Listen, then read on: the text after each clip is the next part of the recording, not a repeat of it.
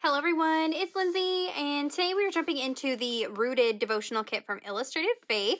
I'm not sure if they still have the physical kit in the shop. If they do, I will link it down below. I do know that they have the digital version in the shop, so you can check that out. You can get the devotional content as a digital item, and then you can get the ephemera as a digital item, and then that way you can print them out on whatever you want. So I'm working on the first portion of the devotional, which is titled Forever Home. And Lauren, the author of the devotional content this month, has us focusing on this passage in Isaiah 65:17. It says, "For I will create a new heaven and a new earth. The past events will not be remembered or come to mind." And so she shares a story about they had to move out of their home that they had been in for 5 years and get into a new home. And while it was a blessing and an answer to prayer to have that new home, it still was uncomfortable and not wanted to have to move out of your home. And so she reminds us, not to get too attached to anything here on earth, because this is not our forever home. Heaven will be our forever home as Christians. And so I know I personally struggle with this, especially with all the home drama we've had this last month. We are itching to buy a house and get out of this house. And that's been a dream of ours for a very long time. And so I go in waves where my earthly self gets really focused in and honed in on trying to find the perfect home. And then I go through a season where I'm like, I don't care. As long as God has a roof over my head, I'm good. And so I think everybody kind of has that they go through. Now, this devotional was laid out a little bit differently than some of the past devotionals. And so there is some reflection type things in here, but it's structured a little bit differently. So you've got three suggested songs to listen to. I did listen to those while I was prepping some of the things for the page. And these would be great if you wanted to include the lyrics into your Bible journaling. I think that's a great option with songs like this. I love including lyrics in my journaling entries. I'm not going to do that today, but I may do that in a future entry. And then she's got some reflection verses, so some other verses to look at. So in total for this first section of devotion, you have 1, 4, 5. So 5 scriptures. So you definitely could journal the heck out of this devotional and have lots and lots of entries.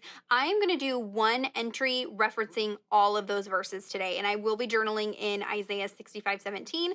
And then off camera, I went ahead and typed out the other verses on these cards. Now, what these are is they are some 3x5 dot grid cards. They're blank on the back side. I just cut them down to 3x4 size and then used my corner chomper on the 1/4 inch to round the corners, just like the Project Life journaling cards. And this way they're super neutral. I have a bunch of these sitting next to my typewriter, and we're going to create like a little flip up book with the verses on my page. And then she's got a pray section. So she's got you looking at 1 Corinthians 7:31, and then write out a prayer asking God to free you from the desire to cling to things of this world. And so I did go ahead and type out my prayer as well. And so while you could include that prayer next to 1 Corinthians 7:31, I'm going to do it all right here in Isaiah. And one thing that I love about this kit is the aesthetic is very minimalistic, which makes for very simple pages, very easy. So these are going to be pretty quick videos, I would think, other than all my chit chat that I normally do. But we're just going to use a few mediums and put it together pretty quick using mostly things from the kit. I did pull out this new label stamp set. I don't know if they've relisted this in the shop yet. If they have, I will link it down below for you guys. But so what I did was I ran these through my typewriter. And so these are going to kind of go in the margin of my Bible.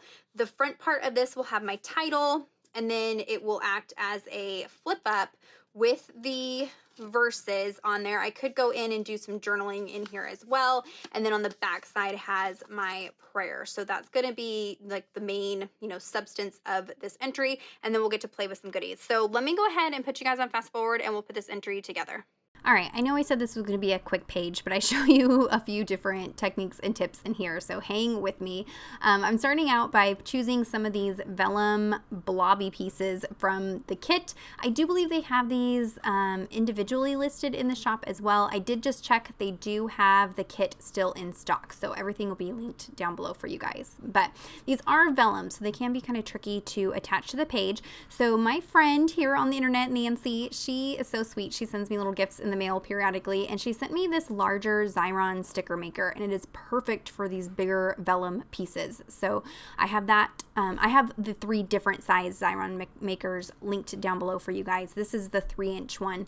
And so you stick your vellum pieces in there, you pull it out the other side, and basically it's applying adhesive to the entire back side of these pieces and turning them into stickers. And because the adhesive completely covers the back side of these, makes it so you cannot see the adhesive, and they just totally melt into the page, no problem. So this is kind of my no-fail go-to way for using vellum pieces and attaching them to my Bible page, is using a Xyron sticker maker. So I tried to stick with similar colors. I think that's actually 3 different colors here. I was trying to go for the orange and the pink, and that way I wouldn't get too overwhelmed by having too many colors going on this page. And I'm trying to stick to a visual triangle, so you can see I have a cluster at the top, a cluster slightly down into the right, and then a cluster in the bottom left-hand corner. And I'm going to kind of focus in and stick to those 3 clusters. And that's typically how I approach a page, is in 3s or 5s or a visual triangle. Just makes it a little bit easier when I'm putting something together. So I am going to layer this stamp here from the set, and I am stamping in archival ink. I hate archival and STAIS-on ink, but they definitely have their place, and this is one of those. When you're stamping over the top of vellum or a slick surface, you want to use archival or STAIS-on ink. These inks do typically bleed through Bible pages. My stamp pad's a little bit dry, and so I didn't have as much bleed through as I typically do, and so you may want to just keep that in mind. If you're working with a brand new juicy pad, you may have some bleed through on your Bible pages, but I'll show you the bleed through at the end of the video. So I'm just trying to recreate that same aesthetic that's in the images in the devotional. So, you know, the layered color blobs with the illustrated greenery pieces. So I'm just stamping a couple of those on there. And then here we're going to go in with a super fun stamping technique. I had not really planned this out when I initially sat down for this page. It wasn't until I started going that I thought that I should try this out. So I'm going to stamp using this little half circle shape. Now the stamps in the stamp set are outline stamps, but I want solid stamps. So I've actually loaded the stamp on my stamp block backwards. So I actually am coloring right now on the back side of the stamp, if that makes sense. And I've just picked out a couple of Neocolor 2 crayons, and I am dipping them into some clean water and then scribbling the pigment out onto the stamp and then stamping with it. So this is a great way to get more use out of your stamps. If you want a solid image and all you have is outlines, take a look at some of your stamps. This won't work with all of them. It depends on how closely the stamp is cut to the image. It works perfect with these shapes here. So I've just stamped out several of those. If you're wondering what color Neocolor 2 crayons I'm using ochre and I think raw sienna, but I have the colors listed in the unboxing blog post, so I will list that down below for you guys so you can check that out and see what color mediums I've picked to coordinate with this kit. So now I've picked the smaller outline circle stamp, and same thing, I've loaded it on the stamp block backwards. So I'm actually coloring on the back side of the stamp, the part that's sticky that usually goes on the block. That's what I'm stamping with. And again, just dipping that crayon into the water and then scribbling that onto the stamp. You have to kind of play around with this technique because you want enough water that the pigment is activated, but not too much water where it becomes like a big, huge, blobby mess and you lose the shape of the stamp that you're doing.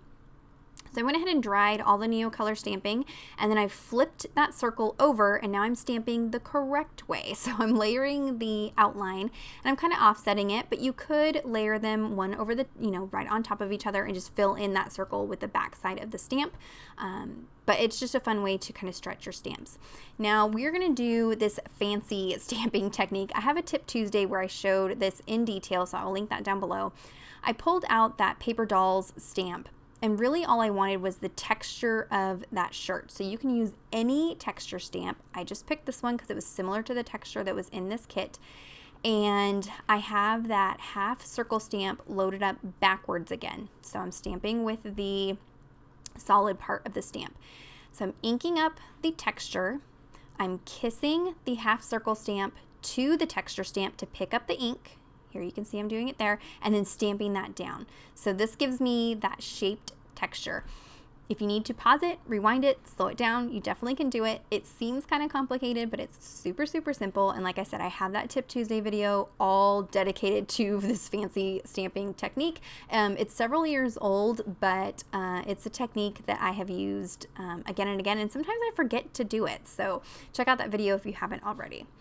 So that is my background. It was a little bit more detailed than I initially thought that it was going to be, but I'm happy with the end result. And so now we're going to start working on my title on the card. Now, do as I say, not as I do. I am sticking these stickers onto my acrylic block to get an idea of how big this word is going to be. But unfortunately with these stickers, it did remove some of the stickiness from the stickers. And so later on it becomes an issue, and I did have to stitch them down to the card. So don't do this. I think you could probably stick it on some wax paper would probably be okay. But it didn't work for this.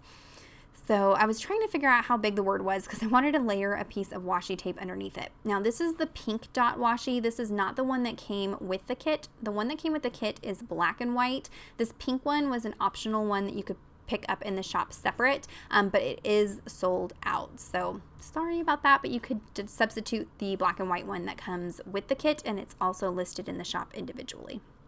So I'm spelling out Forever Home since that's the title of this section of the devotional. I'm using Home, which is in the stamp set. And this card, I wanted it to be plain, but not too plain, because the general aesthetic of this kit is very, minimalistic, but I did want to dress up the card a little bit. So I stamped that little scribble stamp, and then I'm going in with these little crosses just to add a little bit of detail, not too much. And then I'm trying to decide which washes I want to use. I went through all my ribbons and I didn't have any ribbon that was the same color as the colors I used on this page. So we're going to make our own faux ribbon. So I've taken out a long piece of that black and white washi and I'm folding it over on itself. That way there's no stickiness exposed. And we're going to have like washi ribbon to work with. So I wanted to add some little tabs or tags to these cards just to indicate that you could flip them up, but also add some texture. This page was feeling a little flat for me. I needed something a little more fluffy on it. So I cut that doubled up piece of washi in half so it was a little bit more narrow, and then I'm just cutting and folding little pieces to make little flags and then using my tiny attacher to staple them to the bottom edge of these cards. And it just creates these fun little tabs that you can use to flip up those cards, and it's adds some texture but isn't super bulky because it's just washi tape and staples, nothing crazy, and it's utilizing stuff that's already in the kit, so everything's going to kind of match and go well with each other. So I was really happy with how this came out, and I will be doing this in the future. You could also do this like at the top of the page as like a tab. It's just a fun way to add a little bit of embellishment to your clusters. So you can see I do have those cards staggered just a little bit. So I'm going to line everything up, make sure it's going to fit. That's the nice thing about working in the Illustrating Bible is I have plenty of room to do this. I did link some of these 3x5 cards down below if you wanted to grab some for yourself, as well as everything else that I've used on this page. And then I'm just going in and washi taping each one of these cards. I'm adding some washi to the front and some washi to the back just to make sure everything is good and secured. And when I do this technique where I'm attaching cards like this, I do like to use a neutral washi like the one that comes in this kit. That way it doesn't distract from everything else I have going on the page. And off camera, I did take that front card over to my sewing machine and just ran a line of stitching through the word forever just to make sure my stickers don't pop up. So now I'm going in with the word fetty stickers that come with the kit and just adding a few of these here and there. I know that this is repeating itself, forever home, but I sometimes like to do that because it's in different fonts and different sizes. I don't know, I just like to do that sometimes. And then over here where I put that yes and amen, I initially was going to use that label stamp, but the label was a little bit big and bulky for what I had going on this page, so I just used that yes and amen word fetty instead. And then I am going to work in threes. So I've got that Forever Home, Yes and Amen. And then I'm going to put this Home Sweet Home piece down at the bottom here. And I'm going to finish it off with a date stamp. This is the Today is the Date stamp from Illustrated Faith. I believe this might be sold out. If it's not, it will be linked down below for you guys. And I'm going to stick with stamping in the archival ink since I'm stamping on top of those vellum pieces. And there you go. We'll look at the back side. I didn't have too much bleed through. Like I said, my stamp pad was a little bit dry, so it wasn't too bad. I've got room to add in some additional journaling if I want to, and that is going to be it for the entry. So if you have any questions or comments, be sure to leave those down below. Check out those affiliate links down below for everything that I used. Give this video a thumbs up if you enjoyed it, and subscribe to my channel if you're not already subscribed. And until next time, thank you so much. Bye-bye.